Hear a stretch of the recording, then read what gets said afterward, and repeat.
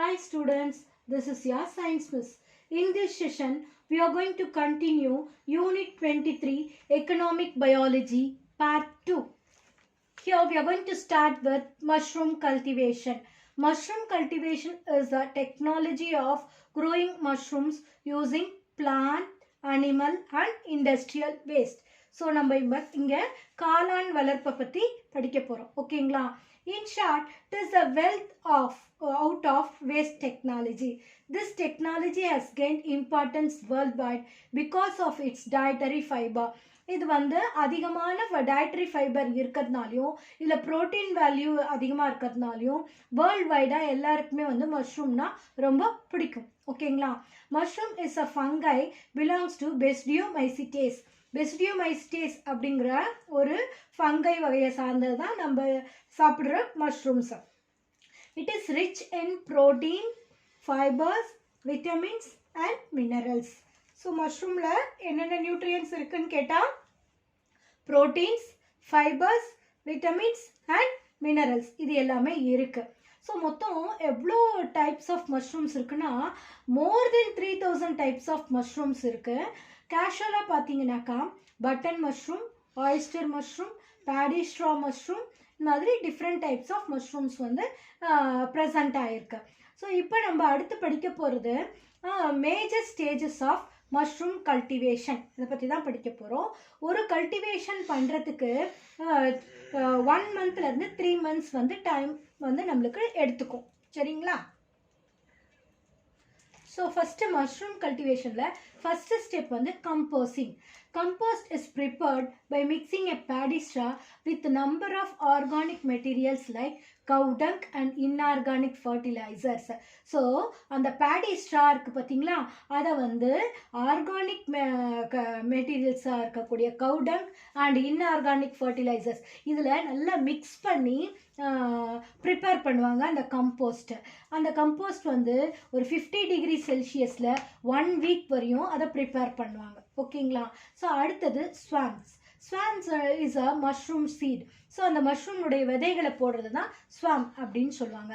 It is prepared by growing fungal mycelium in grains under sterile condition. Sterile கண்டிஷனில் அந்த ஃபங்கைனுடைய மைசீலியமை வளர்த்து அதை தான் சீட்ஸாக பயன்படுத்துவாங்க. அடுத்தது casting. Compost is covered with a thin layer of soil. So இந்த கம்போஸ்ட் பண்ண அந்த பேடி ஸ்ட்ரா யூஸ் பண்ண அந்த பேஸில் இந்த ஸ்வாம்ஸை சீட்ஸ் மாதிரி போட்டு அதை ஃபுல்லாக என்ன பண்ணுவாங்க, ஒரு தின் லேயர் ஆஃப் சாயிலால் அந்த கம்போஸ்ட்டை கவர் பண்ணிடுவாங்க. அதுதான் என்னன்னு சொல்லுவோம்னா காஸ்டிங் அப்படின்னு சொல்லுவோம். It gives support to the growing mushrooms, provides humidity and helps regulate the temperature. அதுக்கு தேவையான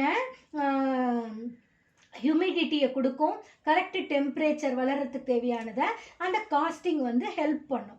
அடுத்தது கொஞ்சம் கொஞ்சமாக அந்த சாயிலிருந்து அந்த மைசீலியம் அப்படியே கொஞ்சம் கொஞ்சமாக வளர்ந்து குட்டி குட்டியாக முட்டை முட்டையாக வெளியில் வரும். Mycelium starts to from little buds which will develop into mushroom. First குட்டி குட்டியாக லிட்டில் பட்ஸ் மாதிரி வரும் இல்லையா, அந்த லிட்டில் பட்ஸை நம்ம என்னன்னு சொல்லுவோம்னா பின்ஸ் அப்படின்னு சொல்லுவோம். அந்த பின்ஸ் ப்ரொடியூஸ் ஆகிற அந்த ப்ராசஸ்க்கு பேர் பின்னிங் அப்படின்னு. ஸோ அந்த பின்ஸ் நல்லா ஓரளவுக்கு டெவலப் ஆகி அடுத்து பெரிய மஷ்ரூமாக வளரும். ஸோ அடுத்த step harvesting. Mushrooms grow better in 15 degree Celsius to 23 degree செல்சியஸில் தான் நல்லா வளரும். இது 3 வீக்ஸ் வரைக்கும் 3 சென்டிமீட்டர் வளர்ந்துருக்கும். அதுக்கப்புறம் நார்மலாக அதனுடைய ஹார்வெஸ்டிங் சைஸ் வந்துடும். 3rd வீக்கில் அதை ஹார்வெஸ்ட் பண்ணுறதுக்கு ரெடி ஆகிடும். ஓகேங்களா? ஸோ இப்படி தான் மஷ்ரூமை கல்டிவேட் பண்ணுவாங்க. Composing, spawning, casting, pinning and harvesting. So இந்த 5 ஸ்டெப்ஸ் தான் மஷ்ரூம் கல்டிவேஷனில் நடக்கக்கூடியது. மஷ்ரூம் கல்டிவேஷன் உங்களுக்கு டீட்டெயில் ஆன்சரில் வரும். கேட்டாக்கா நீங்கள் இந்த மஷ்ரூம் கல்டிவேஷன் இங்கேருந்து ஸ்டார்ட் பண்ணி இந்த ஹார்வெஸ்டிங் முடிகிற வரைக்கும் எழுதணும். ஸோ மஷ்ரூம் கல்டிவேஷனில் இருக்கக்கூடிய ஸ்டெப்ஸ் பார்த்தீங்கன்னா இந்த ஸ்வாமிங், அந்த விதை போடுறது, அந்த ஸ்ட்ராவில் விதை போடுறது. அடுத்தது அது ஒன்றா முளைச்சி வெளில வரும், அது பின்னிங்னு சொல்லுவோம் இல்லையா அது. ஸோ ஒரு பர்டிகுலர் 3 வீக்ஸ் மேலே நல்லா வளர்ந்த உடனே அதை ஹார்வெஸ்ட் பண்ணுறது. ஸோ இது ஹார்வெஸ்டிங். ஸ்வாமிங், பின்னிங், ஹார்வெஸ்டிங், இதுதான் different steps in mushroom cultivation. So அடுத்தது ப்ரிசர்வேஷன். ஸோ எப்படி அதை பாதுகாக்கிறது? Discoloration, weight and flavour loss are the main problems during harvesting. So அந்த மஷ்ரூம்னுடைய கலர் மாறிடுறது, டீகலரேஷன். அடுத்தது அதனுடைய வெயிட் குறையிறது, அதனுடைய ஃபேவர், அந்த ஸ்மெல்லு, அதனுடைய டேஸ்ட் எல்லாம் மாறிடுறது வந்து அது சீக்கிரமாக வந்து நம்மளுக்கு கெட்டு போயிடும். ஸோ அதை எப்படி வந்து அதை நம்ம ப்ரொடெக்ட் பண்ணலாம்? The following methods are used to increase their life. அதனுடைய லைஃப் இன்க்ரீஸ் பண்ணுறதுக்கு என்னெல்லாம் பண்ணலான்னு பார்த்தீங்கன்னா, freezing, drying, canning, vacuum cooling, gamma radiation and storing at 15 degree Celsius. இதுதான் வந்து டிஃப்ரெண்ட் மெத்தட்ஸ் வந்து அந்த மஷ்ரூம்னுடைய லைஃபை ப்ரொலாங் பண்ணுறதுக்கு யூஸ் பண்ணுற மெத்தட்ஸ். ஓகேங்களா? ஸோ அடுத்த டாபிக் நம்ம இந்த லெசனில் பார்க்க போகிறது hydroponics. Hydroponics is the method of growing plants without soil. சாயிலே இல்லாமல் ஒரு செடியை வளர்க்குற அந்த மெத்தட் தான். So hydroponics is method of growing plants without soil using mineral nutrient solution in water. வாட்டரில் மினரல் நியூட்ரியன்ட் சொல்யூஷனை மட்டும் வச்சுக்கிட்டு சாயிலே இல்லாமல் ஒரு பிளான்ட்டை வந்து நம்ம வளர்க்குற அந்த இதுக்கு தான் வந்து நம்ம என்னன்னு சொல்லுவோம்னா ஹைட்ரோஃபோனிக்ஸ் அப்படின்னு சொல்லுவோம். ஒரு கண்டெய்னர் அது வந்து கிளாஸாலேயோ மெட்டல் ஆர் பிளாஸ்டிக்காலேயோ ஆனதாக இருக்கலாம்.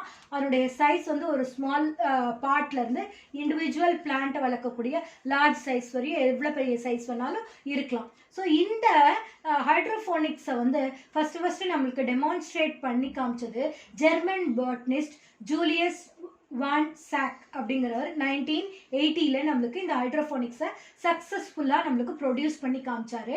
அவர் சீட்லெஸ் குக்கும்பர் அண்ட் டொமேட்டோவை கமர்ஷியல் ப்ரொடக்ஷனுக்காக இந்த ஹைட்ரோஃபோனிக்ஸ் மெத்தடில் ப்ரொடியூஸ் பண்ணி காமிச்சார். ஓகேங்களா? ஸோ இந்த ஹைட்ரோஃபோனிக்ஸ்னுடைய இம்பார்ட்டன்ஸ் என்னென்ன அப்படின்னு பார்த்தீங்கன்னா, இதில் வந்து conservation of water and nutrients, நிறைய நியூட்ரியன்ஸ் அண்ட் வாட்டரை வந்து நம்ம கன்சர்வ் பண்ணலாம். அடுத்தது கண்ட்ரோல்டு பிளான்ட் க்ரோத், பிளான்ட்னுடைய க்ரோத்தை நம்ம கண்ட்ரோல் பண்ணி வைக்கலாம். அடுத்தது டெசர்ட் அண்ட் ஆர்டிக் ரீஜன்ஸில் இந்த ஹைட்ரோஃபோனிக்ஸ் வந்து அங்கே தண்ணி கம்மியாக இருக்கும் இல்லையா? ஸோ அந்த மாதிரி இடங்களில் இந்த ஹைட்ரோஃபோனிக் மெத்தட் மூலிமா அதிகமான பிளான்ட்ஸை வந்து நம்மளால் வளர்க்க முடியும். ஸோ இதெல்லாம் தான் வந்து இந்த இம்பார்ட்டன்ஸ் ஆஃப் ஹைட்ரோஃபோனிக்ஸ். இங்கே பார்த்தீங்கன்னாக்கா இங்கே வந்து சாயிலே கிடையாது, வெறும் ஒரு கண்டெய்னரில் அந்த பிளான்ட் எல்லாம் வச்சுருக்காங்க. அதை ஹோல்ட் பண்ணுறதுக்கு நம்மளுக்கு இங்கே ட்ரிப்பர் மெயின் ஃபோல்டில் வாட்டர் வரும். இங்கே இந்த இதில் வந்து நியூட்ரியன்ட் சொல்யூஷன், இந்த நியூட்ரியன்ட்ஸ் வந்து சப்ளை ஆகும் அந்த பிளான்ட்டுக்கு. ஓகேங்களா? அடுத்தது aeroponics. The aeroponic system is a high-tech type of hydroponic gardening. Hydroponic விட கொஞ்சம் advanced type தான் வந்து aeroponic system. The growth medium in this type is primarily air. So முதல் சிஸ்டமில் நம்மளுக்கு என்ன இருந்தது? சாயிலே இல்லாமல் வாட்டரில் வளர்ந்தது இல்லையா? ஆனால் இங்கே வந்து வாட்டரும் கிடையாது, சாயிலும் கிடையாது, ஏரில் வளர்றது தான் வந்து ஏரோஃபோனிக்ஸ் அப்படின்னு சொல்கிறோம். The roots hang in the air and are mixed with nutrient solution. So அது வந்து அப்படி காற்றுல வந்து அதனுடைய ரூட்ஸ் எல்லாம் மிதந்துக்கிட்டே இருக்கும். அந்த நியூட்ரியன்ட் சொல்யூஷன் அப்பப்போ அதில் தெளிச்சிக்கிட்டே இருப்பாங்க.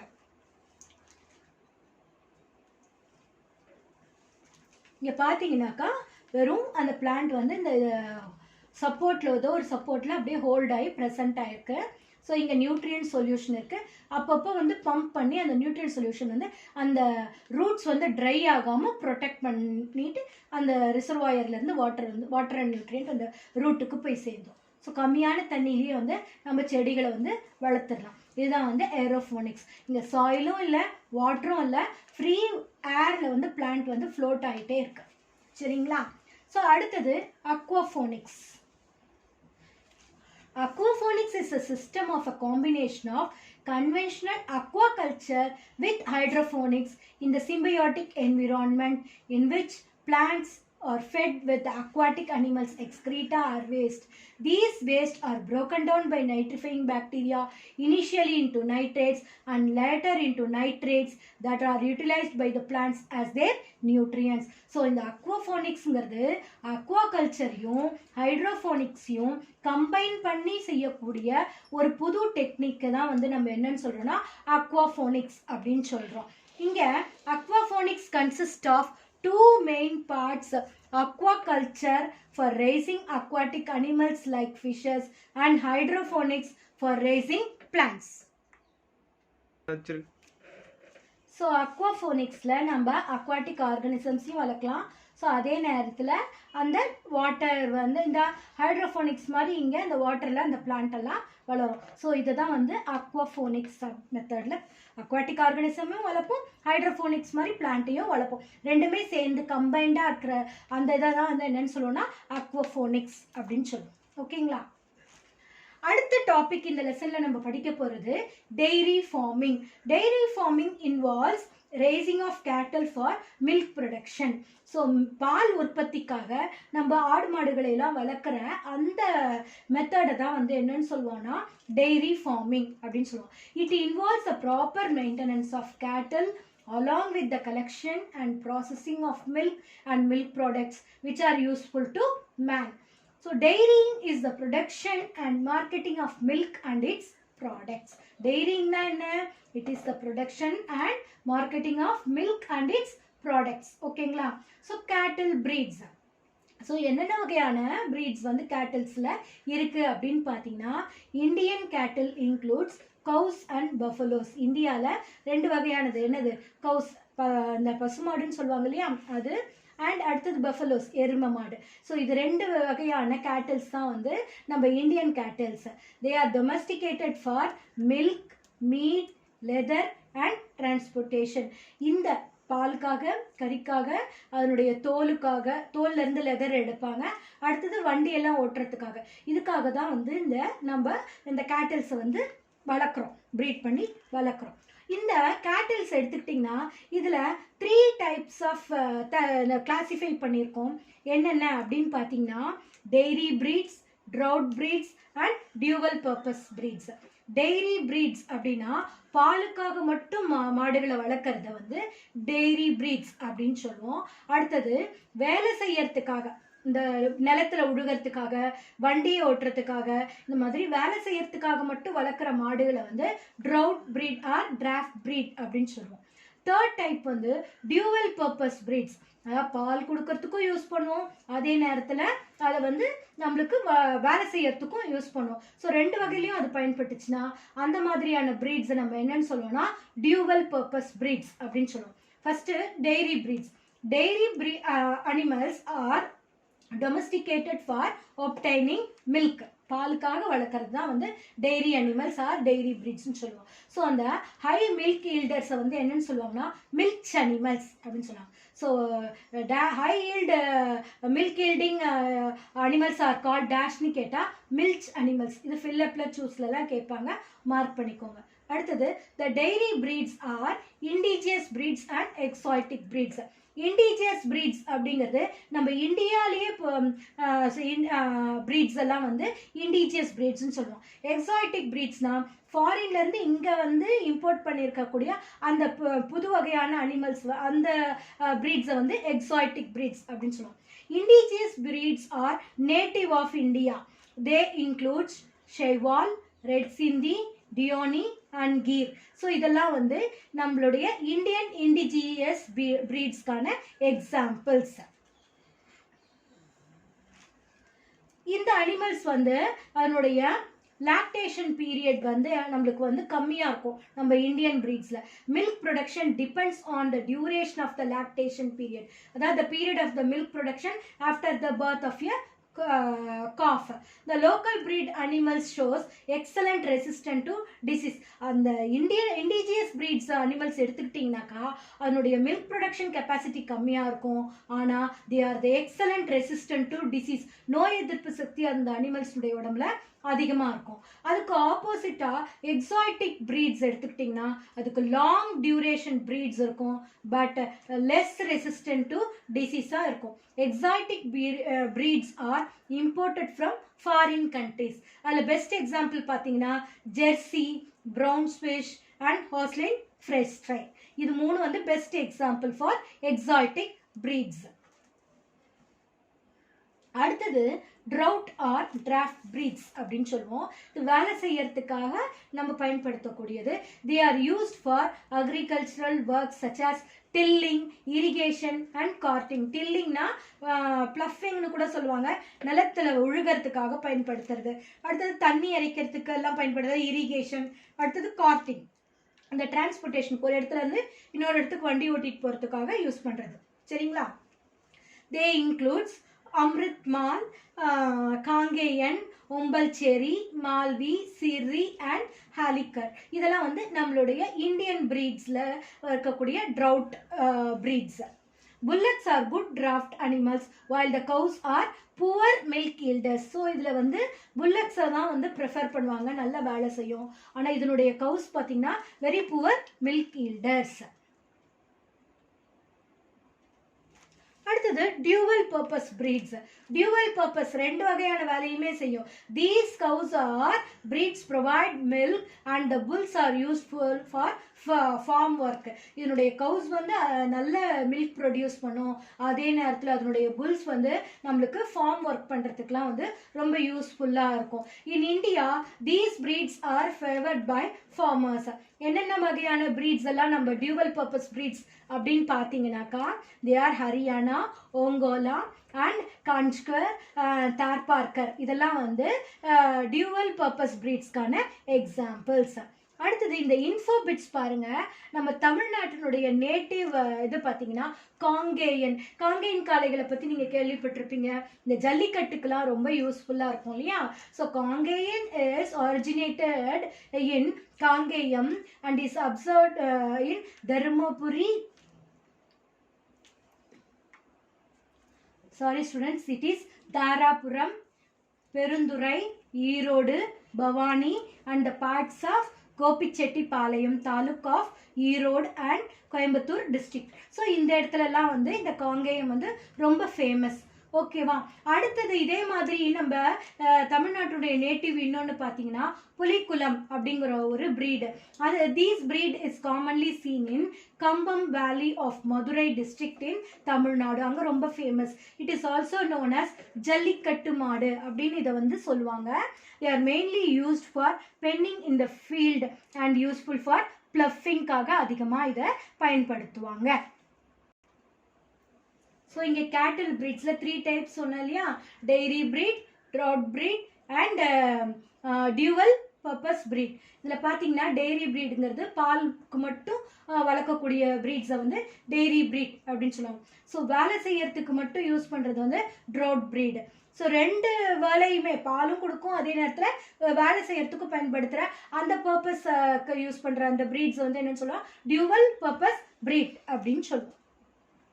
அடுத்தது கேட்டில்னுடைய ஃபீடை பற்றி படிக்க போகிறீங்க. அந்த கேட்டில் ஃபீடில் 2 இம்பார்ட்டன்ட் காம்போசிஷன்ஸ் இருக்குது. ஒன்று வந்து ரஃபேஜ், இன்னொன்று வந்து கான்சன்ட்ரேட்ஸ். ரஃபேஜுங்கிறது அந்த வைக்கோல்னு சொல்லுவாங்க இல்லையா? அந்த அறுவடை செஞ்ச பிறகு அந்த புல்லுனுடைய அந்த ட்ரை ஆன அந்த பார்ட் இருக்கு இல்லையா? ஸ்ட்ரா, ரைஸ் ஸ்ட்ராஸ் இருக்கு இல்லையா? இதுதான், இது வந்து ரஃபேஜாக வந்து கொடுப்பாங்க கேட்டில்ஸ்க்கு. அண்ட் இது வந்து கான்சன்ட்ரேட்ஸ், அந்த different composition of the concentrates. So composition of cattle feed. So கேட்டில்னுடைய ஃபீட் எடுத்துக்கிட்டீங்க அப்படின்னு சொன்னால், the feed for dairy cattles is broadly classified into 2, அதாவது ரஃபேஜ் அண்ட் கான்சன்ட்ரேட்ஸ் அப்படின்னு சொல்லுவோம். ஸோ ரஃபேஜ்னா, roughage is a coarse and fibrous fodder. It consists of succulent feed and dry fodder. இதுதான் வந்து ரஃபேஜ். அந்த காஞ்ச வைக்கோல், அறுவடை செஞ்ச நெல்லினுடைய அந்த ஹேஸ் அப்படின்னு சொல்லுவாங்க இல்லையா? அதையெல்லாம் தான் வந்து ரஃபேஜாக பயன்படுத்துவாங்க மாட்டுக்கு. அடுத்தது அதனுடைய கான்சன்ட்ரேட்ஸ் அப்படின்னு பார்த்தீங்கன்னா, concentrates are low in fibre and contain high level of carbohydrates, protein and other nutrients. So இது வந்து அதில் ஃபைபர் கம்மியாக இருக்கும், carbohydrate, protein and nutrient value வந்து அதிகமாக இருக்கும் கான்சன்ட்ரேட்ஸில். ஸோ கான்சன்ட்ரேட்ஸ்க்கு எக்ஸாம்பிள் பார்த்தீங்கன்னாக்கா, the variety of raw material such as cholam, kambu, ragi, rice bran, wheat bran, அப்புறம் cotton seed cake, mustard cake, linseed cake, groundnut cake, இதெல்லாம் வந்து இந்த புண்ணாக்குன்னு தமிழில் சொல்லுவாங்க. அதுதான், இதெல்லாம் தான் வந்து கான்சன்ட்ரேட்ஸ் அப்படின்னு சொல்லுவோம். ஓகேங்களா? ஸோ இங்கே உங்களுக்கு அந்த குட்டி டயக்ராம் கொடுத்துருக்காங்க, நீங்கள் இதை பார்த்துக்கோங்க for example.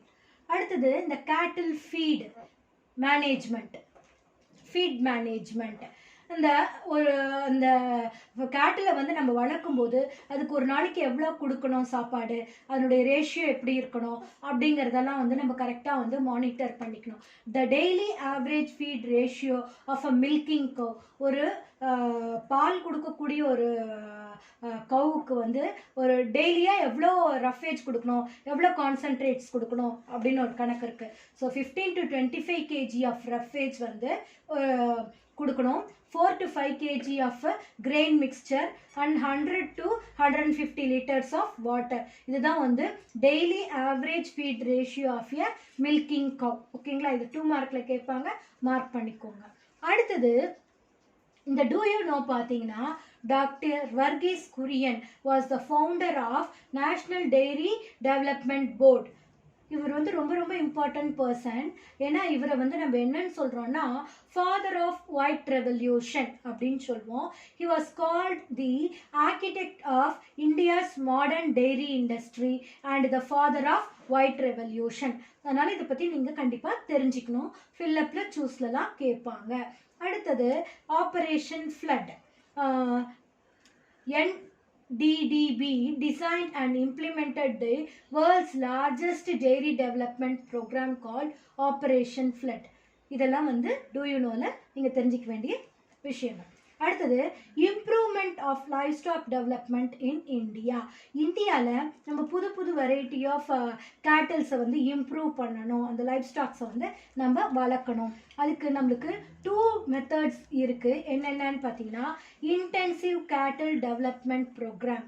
It is based on cross breeding of indigenous cow with exotic breeds to increase milk production. அதாவது நம்ம இந்தியன் பிரீட்ஸை பார்த்தீங்கன்னாக்கா, இந்தியன் பிரீட்ஸில் இருக்கக்கூடிய கவுக்கு வந்து என்ன இருக்குது, மில்க் ஈல்டிங் கெப்பாசிட்டி கம்மியாக இருந்தாலும் டிசீஸ் ரெசிஸ்டிங் கெப்பாசிட்டி வந்து அதிகமாக இருக்குது. ஆனால் அதே நேரத்தில் எக்ஸாட்டிக் பிரீட்ஸ் பார்த்தீங்கன்னா அதுக்கு வந்து லாக்டேஷன் மில்க் ஈல்டிங் கெப்பாசிட்டி அதிகமாக இருக்குது, ஆனால் டிசீஸ் ரெசிஸ்டிங் கெப்பாசிட்டி கம்மியாக இருக்குது. ஸோ அந்த 2 ஆர்கானிசமையும் கிராஸ் பண்ணி ஒரு நியூ வெரைட்டியை நம்ம ப்ரொடியூஸ் பண்ணும்போது அந்த ப்ரொடியூஸ் ஆகிற நியூ ஹைப்ரைட் வந்து மில்க் ஈல்டிங் கெப்பாசிட்டியும் அதிகமாக இருக்கும், அதே நேரத்தில் டிசீஸ் ரெசிஸ்டிங் கெப்பாசிட்டியும் இருக்கும். ஓகேங்களா? So the new method and modern equipments are made available for machine milking of cows. So இதில் வந்து பால் கறக்கிறதுக்காக புது புது மிஷின்லாம் வந்து கண்டுபிடிச்சிருக்கிறது. இதெல்லாம் வந்து இன்டென்சிவ் கேட்டில் டெவலப்மெண்ட் ப்ரோக்ராமில் வரும். அடுத்தது operation flood programme. It is based on dairy commodity aid to increase milk supply in urban areas. Urban areasக்கு அதிகமான milk supply-யை கொண்டு போகிற அந்த ப்ரோக்ராமுக்கு பேர் தான் வந்து operation flood programme. Students, go through this video once or twice for your better understanding. Remaining part of the lesson will be continued in next videos. Thank you, students.